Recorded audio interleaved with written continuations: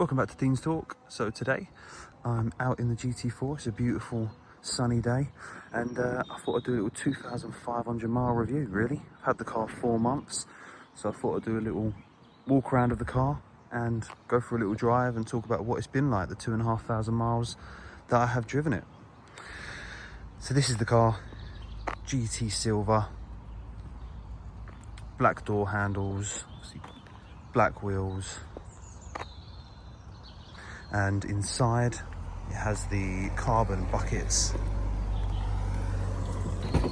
which was the main kind of option that I wanted. They just hold you in a lot better and they're kind of built for this sort of car. As you can see, manual gearbox, but other than that there isn't really loads of options on this car, but I'm not really too bothered. It's got what I wanted. It's more about the driving experience. Having taken it to the Nürburgring, you know, maybe it would have been a little bit better if I had the ceramics. I've got the steel brakes, but to be honest, it's still an absolutely incredible car. The braking is good enough, and there's different things I can do in terms of upgrading the brake pads to you know, make them last a bit longer and be a little bit more aggressive. But yeah, let's jump in, we'll go for a drive and I'll just tell you what it's really been like. First thing is that engine. You can open it up, obviously with the active exhaust here. You might notice that on camera, you might not, but obviously I always keep the exhaust open. Now, when you think about power, you know, for a sports car, I do think that this is a really good sweet spot. You know, just over the 400 horsepower mark. I think it's really the perfect amount for the road.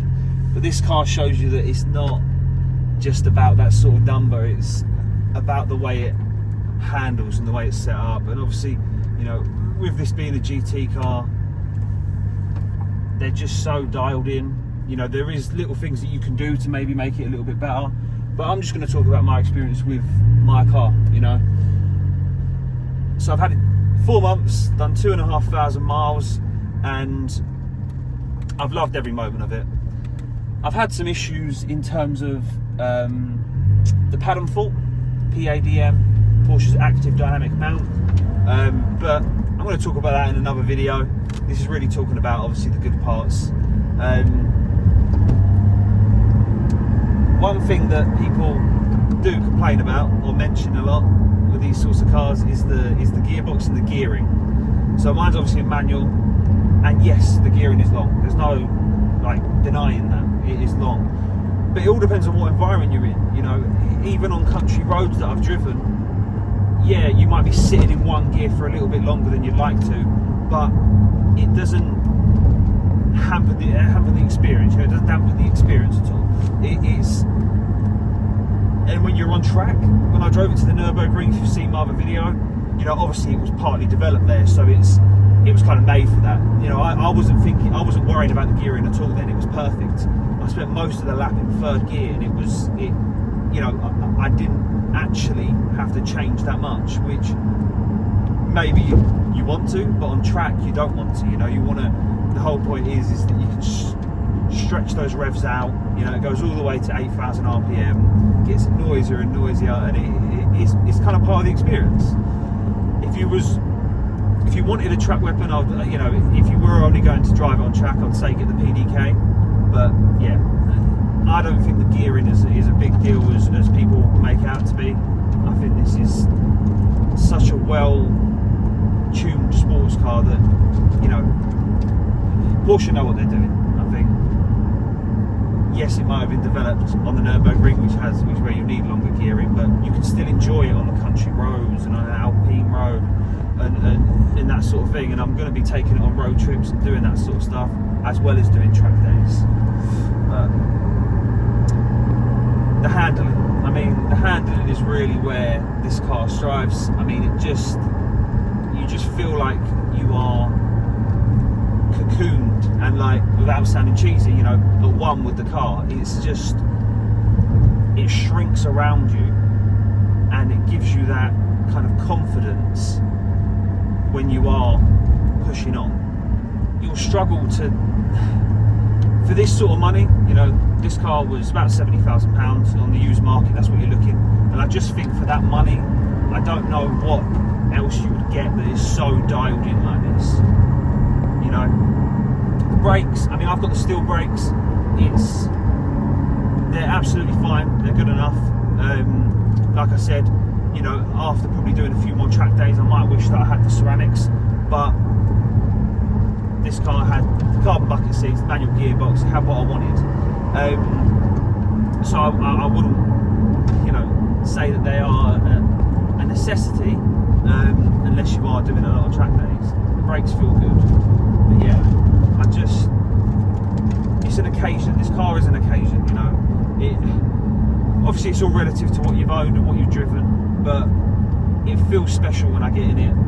I had a 987 Cayman S, which was a great car. I love the mid-engine feel, I love the balance, but this car really does, it is a different level.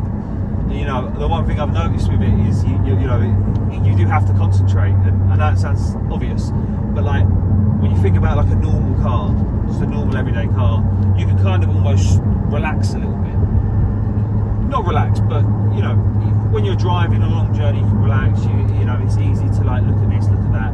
With this car, you know, where your eyes go, the car goes. You know, so you feel like you have to pay attention. But that's, for me, that's all a part of the experience, and I love that about it.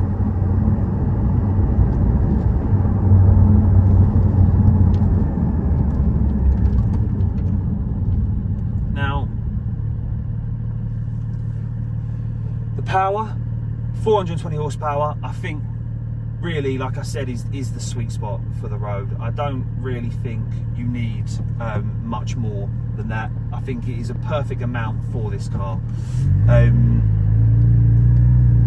especially for, you know, the UK roads. You can extract quite a lot of the performance without getting yourself into too much trouble. But going back to that power, you know, because it's naturally aspirated, you're not really waiting for much. The torque comes in, it builds up, you know, as a naturally aspirated car. Well, if this was turbocharged, the gearing might get on your nerves a bit. Because it is naturally aspirated, you don't really notice it. One other thing to talk about is road noise. You know, what's it like to actually live with? There is a lot of road noise, right? There, you know, but you kind of expect it with this car, you know. I'm sitting here, say 5th gear, 50 mile an hour. You can still hear that engine working. There is a lot of tyre noise. You know, it is quite loud in here. You do have to turn it out. But for me personally, it doesn't bother me. It's kind of all part of the experience. If you want a quiet, sedate car, you know, this isn't. You aren't going to be shopping for this sort of car. If I just rev it out.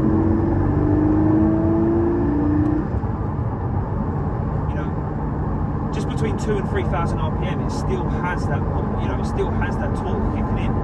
Obviously, it's really nice to rev it out. You know, it gets louder and louder.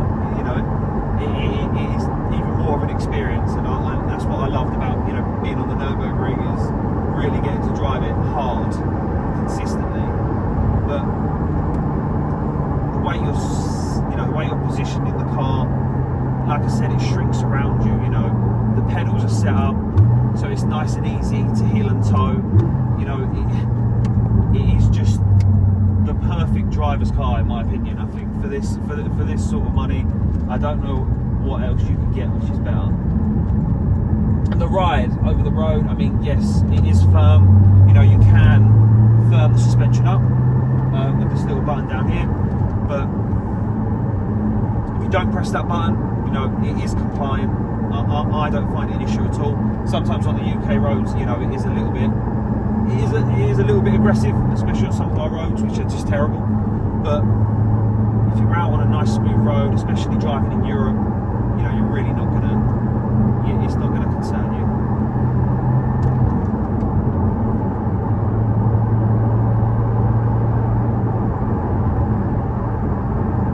In terms of living with daily, I don't daily this car. I don't want to sit in traffic on my commute to work in this car. It's not really what it's for. But You could, if you wanted to. You know, you know, some people do. I've got no interest in doing that. But for me, the ride is comfortable and compliant enough that you really could daily drive it. You know,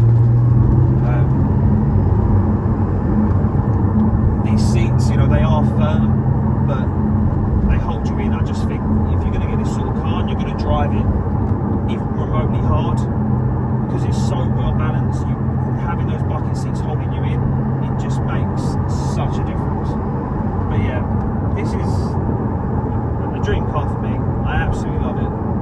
I'm going to be doing more videos with it, but I wanted to kind of tell you about my experience with it and the good bits. There's some bits that, you know, I don't like, but I'm going to go through that in another video.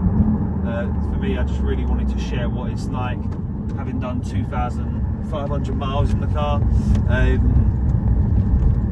Like I said, I had it 4 months. I've been driving it quite a bit, really, considering it's not my daily driver, but I absolutely love it. And if you're on the fence about getting one, just go and buy one, because you absolutely will not regret it. But thanks for watching today. Please subscribe if you like this sort of video.